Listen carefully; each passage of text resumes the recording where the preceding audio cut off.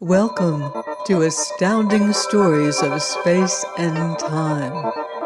I'm Ardell, and this week's story is The Repairman by Harry Harrison. When a beacon breaks down on Proxima Centauri, who you gonna call? The old man had that look of intense glee on his face that meant someone was in for a very rough time. Since we were alone, it took no great feat of intelligence to figure it would be me. I talked first, bold attack being the best defense and so forth. I quit. Don't bother telling me what dirty job you have cooked up because I have already quit, and you do not want to reveal company secrets to me.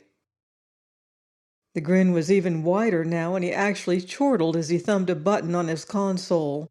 A thick legal document slid out of the delivery slot onto his desk. "This is your contract," he said. "It tells how and when you will work. A steel and vanadium-bound contract that you couldn't crack with a molecular disruptor." I leaned out quickly, grabbed it, and threw it into the air with a single motion. Before it could fall, I had my solar out and with a wide-angle shot burned the contract to ashes. The old man pressed the button again and another contract slid out on his desk. If possible, the smile was still wider now. "I should have said a duplicate of your contract, like this one, here." He made a quick note on his secretary plate. "I have deducted 13 credits from your salary for the cost of a duplicate, as well as a 100-credit fine for firing a solar inside a building." I slumped defeated. Waiting for the blow to land, the old man fondled my contract. "According to this document, you can't quit, ever. Therefore, I have a little job I know you'll enjoy. Repair job. The Centauri beacon is shut down. It's a Mark III beacon." "What kind of beacon?" I asked him. "I've repaired hyperspace beacons from one arm of the galaxy to the other, and was sure I had worked on every type or model made. But I'd never heard of this kind." "Mark III," the old man repeated, practically chortling.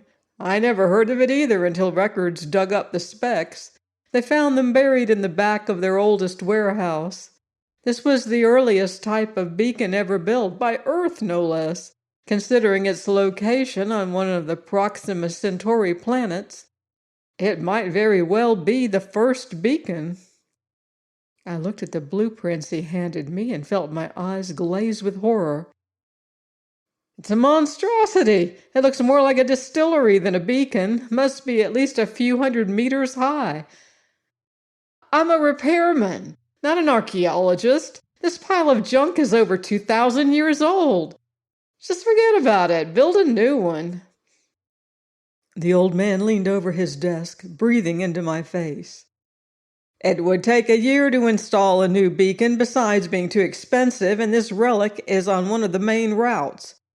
We have ships making 15 light-year detours now." He leaned back, wiped his hands on his handkerchief, and gave me Lecture 44 on company duty and my troubles. "This department is officially called Maintenance and Repair when it really should be called Troubleshooting. Hyperspace beacons are made to last forever, or damn close to it. When one of them breaks down, it is never an accident, and repairing the thing is never just a matter of just plugging in a new part." He was telling me, the guy who did the job, while he sat back on his fat paycheck in an air-conditioned office. He rambled on. "I wish that were all it took. I would have a fleet of part ships and junior mechanics to install them. But it's not like that at all. I have a fleet of expensive ships that are equipped to do almost anything, manned by a bunch of irresponsibilities like you." I nodded moodily at his pointing finger. "How I wish I could fire you all. Combination space jockeys, mechanics, engineers, soldiers, con men, and anything else it takes to do the repairs. I have to browbeat, bribe, blackmail, and bulldoze you thugs into doing a simple job. If you think you're fed up, just think how I feel. But the ships must go through. The beacons must operate." I recognized this deathless line as the curtain speech and crawled to my feet. He threw the Mark III file at me and went back to scratching in his papers. Just as I reached the door, he looked up and impaled me on his finger again. "And don't get any fancy ideas about jumping your contract. We can attach that bank account of yours on Algol 2 long before you could draw the money out." I smiled, a little weakly, I'm afraid, as if I had never meant to keep that account a secret. His spies were getting more efficient every day. Walking down the hall, I tried to figure a way to transfer the money without his catching on, and knew, at the same time, he was figuring a way to outfigure me. It was all very depressing, so I stopped for a drink, then went on to the spaceport. By the time the ship was serviced, I had a course charted. The nearest beacon to the broken-down Proxima Centauri beacon was on one of the planets of Beta Cincinus, and I landed there first, a short trip of only about 9 days in hyperspace. To understand the importance of the beacons, you have to understand hyperspace. Not that many people do, but it is easy enough to understand that in this non-space the regular rules don't apply. Speed and measurements are a matter of relationship, not constant facts like the fixed universe. The first ships to enter hyperspace had no place to go, and no way to tell if they had moved. The beacons solve that problem and open the entire universe. They are built on planets and generate tremendous amounts of power. This power is turned into radiation that is punched through into hyperspace. Every beacon has a code signal as part of its radiation and represents a measurable point in hyperspace. Triangulation and quadrature of the beacons works for navigation, only it follows its own rules. The rules are complex and variable, but they are still rules that a navigator can follow. For a hyperspace jump, you need at least 4 beacons for an accurate fix. For long jumps, navigators use as many as 7 or 8. So every beacon is important and everyone has to keep operating. That's where I and the other troubleshooters come in. We travel in well-stocked ships that carry a little bit of everything. Only 1 man to a ship because that's all it takes to operate the overly efficient repair machinery. Due to the very nature of our job, we spend most of our time just rocketing through normal space. After all, when a beacon breaks down, how do you find it? Not through hyperspace. All you can do is approach as close as you can by using other beacons, then finish the trip in normal space. This can take months and often does. This job didn't turn out to be quite that bad. I zeroed on the Beta Circunus beacon and ran a complicated 8-point problem through the navigator using every beacon I could get an accurate fix on. The computer gave me a course with an estimated point of arrival, as well as a built-in safety factor I could never eliminate from the machine. I would much rather take a chance of breaking through near some star than spend time just barreling through normal space. But apparently, tech knows this too. They had a safety factor built into the computer so you couldn't end up inside a star no matter how hard you tried. I'm sure there was no humaneness in this decision. They just didn't want to lose the ship. It was a 20-hour jump ship's time, and I came through in the middle of nowhere. The robot analyzer chuckled to itself and scanned all the stars, comparing them to the spectra of Proxima Centauri. It finally rang a bell and blinked a light. I peeped through the eyepiece. A fast reading with a photocell gave me the apparent magnitude, and a comparison with its absolute magnitude showed its distance. Not as bad as I had thought, a 6-week run, give or take a few days. After feeding a course tape into the robot pilot, I strapped into the acceleration tank and went to sleep. The time went fast. I rebuilt my camera for about the 20th time and just about finished a correspondence course in nucleonics. Most repairmen take these courses. Besides, they're always coming in handy. The company grades your pay by the number of specialties you can handle. All this with some oil painting and free fall workouts in the gym passed the time. I was asleep when the alarm went off that announced planetary distance. Planet 2, where the beacon was situated according to the old charts, was a mushy-looking, wet kind of globe. I tried to make sense out of the ancient directions and finally located the right area. Staying outside the atmosphere, I sent a flying eye down to look things over. In this business, you learn early when and where to risk your own skin. The eye would be good enough for the preliminary survey. The old boys had enough brains to choose a traceable site for the beacon, equidistant on a line between two of the most prominent mountain peaks. I located the peaks easily enough and started the eye out from the first peak and kept it on a course directly toward the second. There was a nose and tail radar in the eye, and I fed their signals into a scope as an amplitude curve. When the two peaks coincided, I spun the eye controls and dived the thing down. I cut out the radar and cut in the nose orthicon and sat back to watch the beacon appear on the screen. The image blinked, focused, and a great damn pyramid swam into view. I cursed and wheeled the eye in circles, scanning the surrounding country. It was flat, marshy bottom land without a bump. The only thing in a 10-mile circle was this pyramid. And that definitely wasn't my beacon. Or wasn't it? I dived the eye lower. The pyramid was a crude-looking thing of undressed stone, without carvings or decorations. There was a shimmer of light from the top, and I took a closer look at it. On the peak of the pyramid was a hollow basin filled with water. When I saw that, something clicked in my mind. Locking the eye on a circular course, I dug through the Mark III plans. And there it was. The beacon had a precipitating field and a basin on top of it for water. This was used to cool the reactor that powered the monstrosity.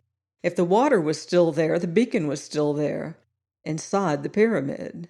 The natives, who of course weren't even mentioned by the idiots who constructed the thing, had built a nice, heavy, thick stone pyramid around the beacon. I took another look at the screen and realized that I had locked the eye into a circular orbit about 20 feet above the pyramid. The summit of the stone pile was now covered with lizards of some type. Apparently the local life form.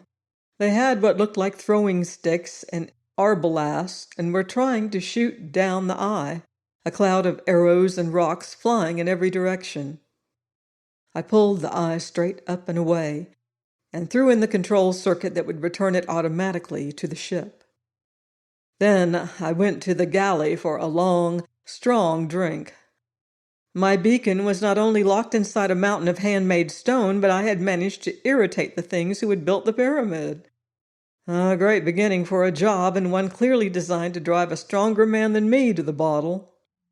Normally, a repairman stays away from native cultures. They are poison.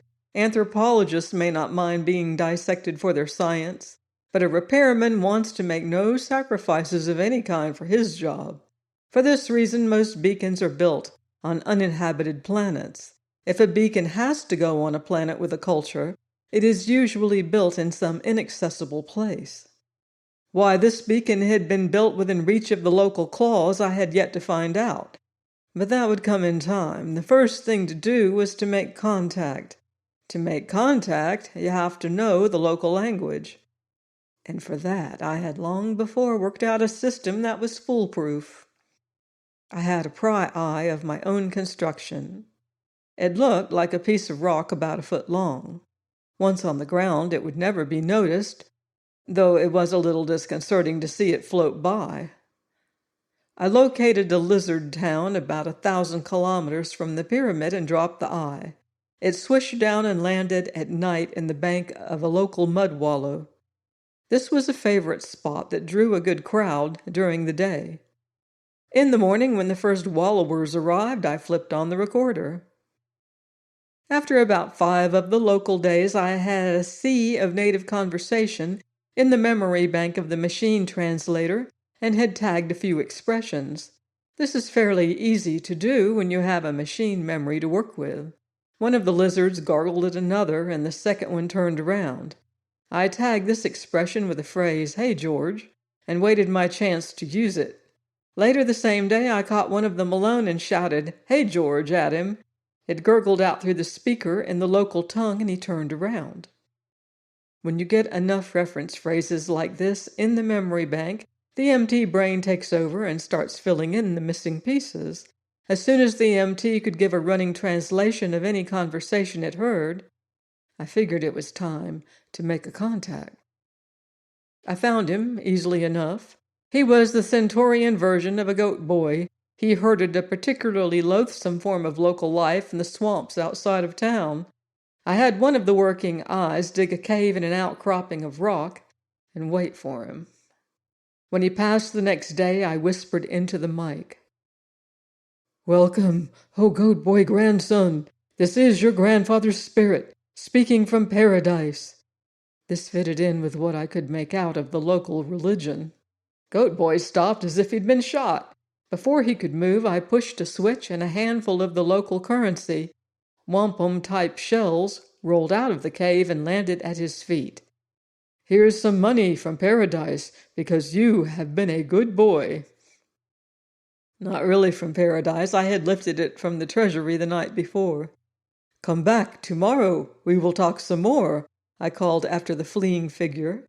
I was pleased to notice he took the cash before taking off.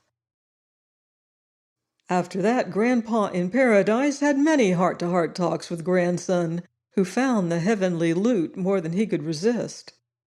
Grandpa had been out of touch with things since his death, and Goat Boy happily filled him in. I learned all I needed to know of the history, past and recent, and it wasn't nice. In addition to the pyramid being built around the beacon, there was a nice little religious war going on around the pyramid. It all began with the land bridge. Apparently the local lizards had been living in the swamps when the beacon was built, but the builders didn't think much of them. They were a low type and confined to a distant continent. The idea that the race would develop and might reach this continent never occurred to the beacon mechanics, which is, of course, what happened. A little geological turnover, a swampy land bridge formed in the right spot, and the lizards began to wander up Beacon Valley and found religion, a shiny metal temple out of which poured a constant stream of magic water. The reactor cooling water pumped down from the atmosphere condenser on the roof. The radioactivity in the water didn't hurt the natives. It caused mutations that bred true. A city was built around the temple, and through the centuries the pyramid was put up around the beacon. A special branch of the priesthood served the temple. All went well until one of the priests violated the temple and destroyed the holy waters. There had been revolt, strife, murder, and destruction since then, but still the holy waters would not flow. Now armed mobs fought around the temple each day, and a new band of priests guarded the sacred fount. And I had to walk into the middle of that mess and repair the thing. It would have been easy enough if we were allowed a little mayhem. I could have had a lizard fry, fixed the beacon, and taken off. Only native life forms were quite well protected. There were spy cells on my ship, all of which I hadn't found, that would cheerfully rat on me when I got back. Diplomacy was called for. I sighed and dragged out the plastiflesh equipment. Working from 3D snaps of grandson, I modeled a passable reptile head over my own features. It was a little short in the jaw, me not having one of their toothy mandibles, but that was all right. I didn't have to look exactly like them, just something close. To soothe the native mind, it's logical. If I were an ignorant aborigine of Earth and I ran into a spican who looks like a 2-foot gob of dried shellac, I would immediately leave the scene. However, if the spican was wearing a suit of plastiflesh that looked remotely humanoid, I would at least stay and talk to him. And this was what I was aiming to do with the Centaurians. When the head was done, I peeled it off and attached it to an attractive suit of green plastic, complete with tail. I was really glad they had tails. The lizards didn't wear clothes, and I wanted to take along a lot of electronic equipment. I built the tail over a metal frame that anchored around my waist. Then I filled the frame with all the equipment I would need and began to wire the suit. When it was done, I tried it on in front of a full-length mirror. It was horrible but effective. The tail dragged me down in the rear and gave me a duck waddle, but that only helped the resemblance. That night I took the ship down into the hills nearest the pyramid, an out-of-the-way dry spot where the amphibious natives would never go. A little before dawn, the eye hooked onto my shoulders, and we sailed straight up. We hovered above the temple at about 2,000 meters until it was light, then dropped straight down. It must have been a grand sight. The eye was camouflaged to look like a flying lizard, sort of a cardboard pterodactyl, and the slowly flapping wings obviously had nothing to do with our flight, but it was impressive enough for the natives. The first one that spotted me screamed and dropped over on his back. The others came running. They milled and mobbed and piled on top of one another, and by that time I had landed in the plaza fronting the temple. The priesthood arrived. I folded my arms in a regal stance. "Greetings, O noble servers of the great God," I said. Of course, I didn't say it out loud, just whispered loud enough for the throat mic to catch. This was radioed back to the MT, and the translation shot back to a speaker in my jaws. The natives chomped and rattled, and the translation rolled out almost instantly. I had the volume turned up, and the whole square echoed. Some of the more credulous natives prostrated themselves, and others fled screaming. One doubtful type raised a spear, but no one else tried that after the pterodactyl eye picked him up and dropped him in the swamp. The priests were a hard-headed lot, and they weren't buying any lizards in a poke. They just stood off and muttered. I had to take the offensive again. "Begone, O faithful steed," I said to the eye and pressed the control in my palm at the same time. It took off straight up a bit faster than I wanted. Little pieces of wind-torn plastic rained down. While the crowd was ogling this ascent, I walked through the temple doors. "I would talk with you, O noble priest," I said. Before they could think up a good answer, I was inside. The temple was a small one built against the base of the pyramid. I hoped I wasn't breaking too many taboos by going in. I wasn't stopped, so it looked all right. The temple was a single room with a murky-looking pool at one end. Sloshing in the pool was an ancient reptile who clearly was one of the leaders. I waddled toward him, and he gave me a cold and fishy eye, then growled something. The MT whispered in my ear.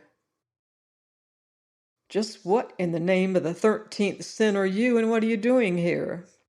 I drew up my scaly figure in a noble gesture and pointed toward the ceiling. "I come from your ancestors to help you. I am here to restore the holy waters." This raised a buzz of conversation behind me, but got no rise out of the chief. He sank slowly into the water until only his eyes were showing. I could almost hear the wheels turning behind that moss-covered forehead. Then he lunged up and pointed a dripping finger at me. "You're a liar! You are no ancestor of ours! We will—" "Stop!" I thundered before he got so far in that he couldn't back out. "I said your ancestors sent me as an emissary. I am not one of your ancestors. Do not try to harm me, or the wrath of those who have passed on will turn against you." When I said this, I turned to jab a claw at the other priests, using the motion to cover my flicking a coin grenade toward them. It blew a nice hole in the floor, with a great show of noise and smoke. The first lizard knew I was talking sense then and immediately called a meeting of the shamans. It, of course, took place in the public bathtub, and I had to join them there. We jawed and gurgled for about an hour and settled all the major points. I found out that they were the new priests. The previous ones had all been boiled for letting the holy water cease. They found out I was there only to help them restore the flow of the waters. They bought this, tentatively, and we all heaved out of the tub and trickled muddy paths across the floor. There was a bolted and guarded door that led into the pyramid proper. While it was being opened, the first lizard turned to me. "Undoubtedly, you know of the rule," he said, "because the old priest did pry and peer. It was ruled henceforth that only the blind could enter the Holy of Holies." I'd swear he was smiling if 30 teeth peeking out of what looked like a crack in an old suitcase can be called smiling. He was also signaling to him an underpriest who carried a brazier of charcoal complete with red-hot irons. All I could do was stand and watch as he stirred up the coals, pulled out the ruddiest iron, and turned toward me. He was just drawing a bead on my right eyeball when my brain got back in gear. "Of course," I said, "blinding is only right. But in my case, you will have to blind me before I leave the Holy of Holies, not now. I need my eyes to see and mend the fount of holy waters.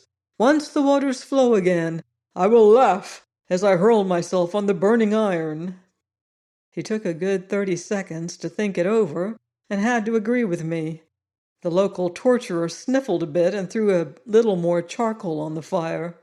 The gate crashed open and I stalked through. Then it banged to behind me, and I was alone in the dark. But not for long. There was a shuffling nearby, and I took a chance and turned on my flash. 3 priests were groping toward me, their eye sockets red pits of burned flesh. They knew what I wanted and led the way without a word. A crumbling and cracked stone stairway brought us up to a solid metal doorway labeled in archaic script, "Mark III Beacon, authorized personnel only." The trusted builders counted on the sign to do the whole job, for there wasn't a trace of a lock on the door. One wizard merely turned the handle and we were inside the beacon. I unzipped the front of the camouflage suit and pulled out the blueprints. With the faithful priest stumbling after me, I located the control room and turned on the lights. There was a residue of charge in the emergency batteries, just enough to give a dim light. The meters and indicators looked to be in good shape, if anything, unexpectedly bright from constant polishing. I checked the readings carefully and found just what I had suspected. One of the eager lizards had managed to open a circuit box and had polished the switches inside. While doing this, he had thrown one of the switches, and that had caused the trouble. Rather, that had started the trouble. It wasn't going to be ended by just reversing the water valve switch. This valve was supposed to be used only for repairs after the pile was damped. When the water was cut off with the pile in operation, it had started to overheat, and the automatic safeties had dumped the charge down the pit. I could start the water again easily enough, but there was no fuel left in the reactor. I wasn't going to play with the fuel problem at all. It would be far easier to install a new power plant, and I had one in the ship that was about 1/10 of the size of the ancient bucket of bolts and produced at least 4 times the power. Before I sent for it, I checked over the rest of the beacon. In 2,000 years, there should be some sign of wear. The old boys had built well, I'll give them credit for that. 90% of the machinery had no moving parts and had suffered no wear whatever. Other parts they had beefed up, figuring they would wear, but slowly. The water feed pipe from the roof, for example, the pipe walls were at least 3 meters thick, and the pipe opening itself no bigger than my head. There were some things I could do, though, and I made a list of parts. The parts, the new power plant, and a few other odds and ends were chuted into a neat pile on the ship. I checked all the parts by screen before they were loaded in a metal crate. In the darkest hour before dawn, the heavy-duty eye dropped the crate outside the temple and darted away without being seen. I watched the priest through the pry eye while they tried to open it. When they had given up, I boomed orders at them through a speaker in the crate. They spent most of the day sweating the heavy box up and through the narrow temple stairs, and I enjoyed a good sleep. It was resting inside the beacon door when I woke up. The repairs didn't take long, though there was plenty of groaning from the blind lizards when they heard me ripping the wall open to get at the power leads. I even hooked a gadget to the water pipe so their holy waters would have the usual refreshing radioactivity when they started flowing again. The moment this was all finished, I did the job they were waiting for. I threw the switch that started the water flowing again. There were a few minutes while the water began to gurgle down through the dry pipe. Then a roar came from outside the pyramid that must have shaken its stone walls. Shaking my hands once over my head, I went down for the eye-burning ceremony. The blind lizards were waiting for me by the door and looked even unhappier than usual. When I tried the door, I found out why. It was bolted and barred from the other side.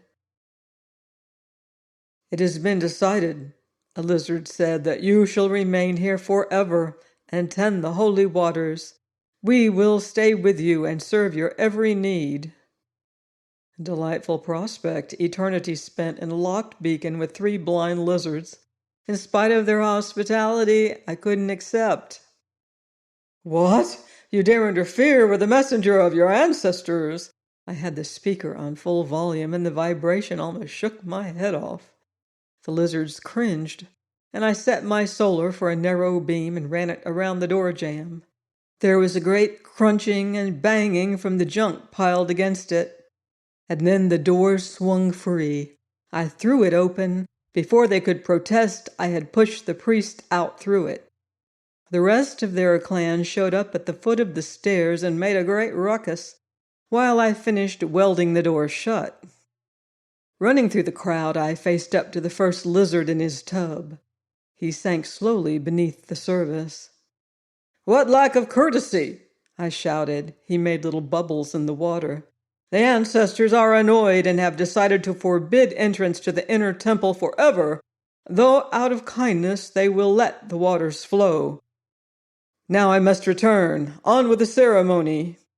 The torture masterer was too frightened to move, so I grabbed out his hot iron. A touch on the side of my face, dropped a steel plate over my eyes under the plastiskin. Then I jammed the iron hard into my phony eye sockets, and the plastic gave off an authentic odor. A cry went up from the crowd as I dropped the iron and staggered around in blind circles. I must admit it went off pretty well. Before they could get any more bright ideas, I threw the switch and my plastic pterodactyl sailed in through the door. I couldn't see it, of course, but I knew it had arrived when the grapples and the claws latched onto the steel plates on my shoulders. I had got turned around after the eye burning, and my flying beast hooked on to me backward. I had meant to sail out bravely, blind eyes facing the sunset.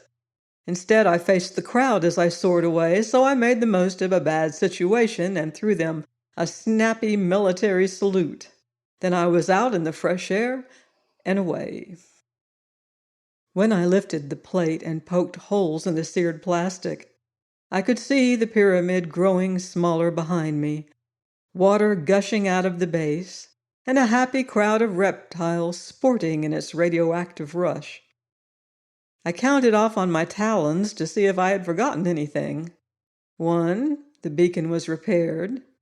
2, the door was sealed so there should be no more sabotage, accidental or deliberate. 3, the priest should be satisfied. The water was running again. My eyes had been duly burned out, and they were back in business, which added up to 4, the fact that they would probably let another repairman in under the same conditions if the beacon conked out again. At least I'd done nothing like butchering a few of them that would make them antagonistic toward future ancestral messengers. I stripped off my tattered lizard suit back in the ship, very glad that it would be some other repairman who'd get that job. Who knows what future awaits us in space exploration? Be here next week for another astounding adventure of space and time. In the meantime, watch the skies.